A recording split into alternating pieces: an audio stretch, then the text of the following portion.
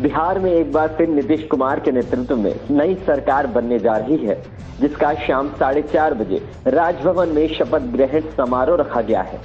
बिहार के राज्यपाल फागू चौहान नए मुख्यमंत्री को पद और गोपनीयता की शपथ दिलाएंगे।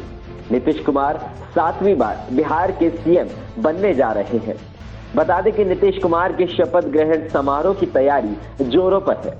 सूत्रों से मिली जानकारी के अनुसार खुद गृह मंत्री अमित शाह इस शपथ ग्रहण समारोह में शामिल होंगे। साथ ही बीजेपी के राष्ट्रीय अध्यक्ष जेपी नड्डा और बीजेपी संगठन महासचिव बीएल संतोष भी शपथ ग्रहण समारोह में शामिल होंगे। भारतीय जनता पार्टी ने केंद्रीय वित्त राज्य मंत्री अनुराग ठाकुर को जम्मू एवं कश्मीर में होने वाले स्थानीय निकाय चुनाव का प्रभारी नियुक्त किया है।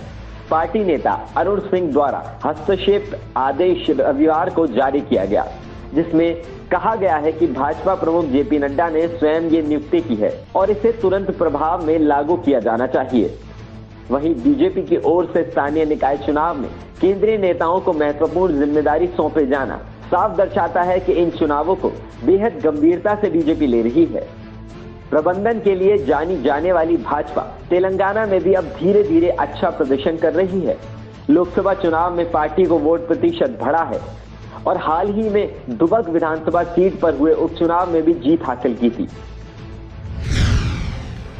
मध्य प्रदेश में विधानसभा उपचुनाव के बाद राज्य में बीजेपी शासित सरकार के पक्ष में बहुमत के बाद अब नागरीय निकाय और त्रिकोणीय पंचायत चुनाव में तैयारियां शुरू हो चुकी हैं।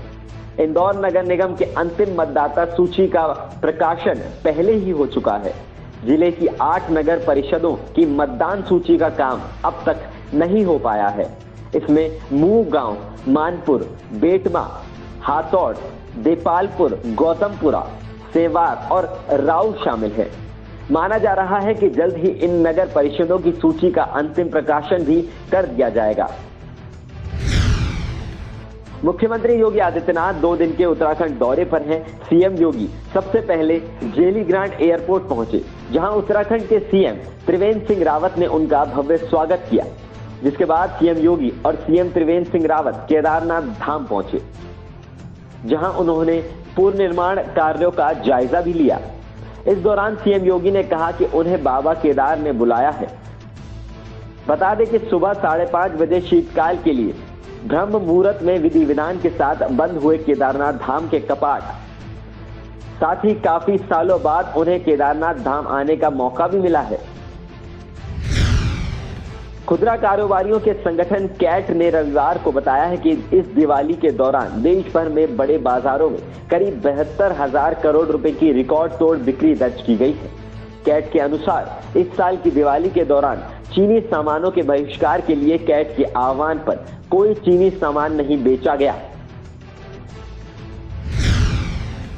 कोरोना महामारी के चलते ध्वस्त हुई वैश्विक अर्थव्यवस्था में जान फूंकने के लिए G20 समूह का आगामी शिखर सम्मेलन मील का पत्थर साबित होगा। ये कहना है G20 से मौजूदा अध्यक्ष सऊदी अरब का। उम्मीद की जा रही है कि इस बैठक में अर्थव्यवस्था को वापस पटरी पर लाने के लिए वित्तीय समर्थन, ऋण में कमी और कुछ अन्य आर्थिक उपायों की घोषणा की जा सकती है। हिमाचल प्रदेश में भारी बारिश और बर्फबारी का दौर जारी है। लगातार हो रही बारिश और बर्फबारी ने आसपास के इलाकों में ठंड बढ़ा दी है।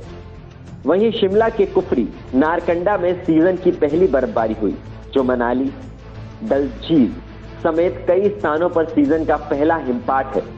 बर्फबारी के चलते कई रूट प्रभावित हो गए हैं।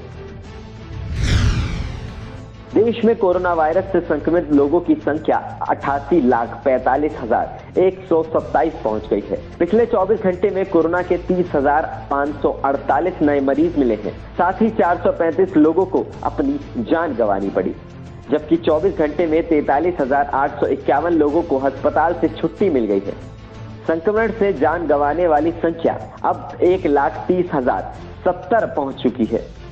कोरोना से अब तक 82,49,589 लोग ठीक हो चुके हैं।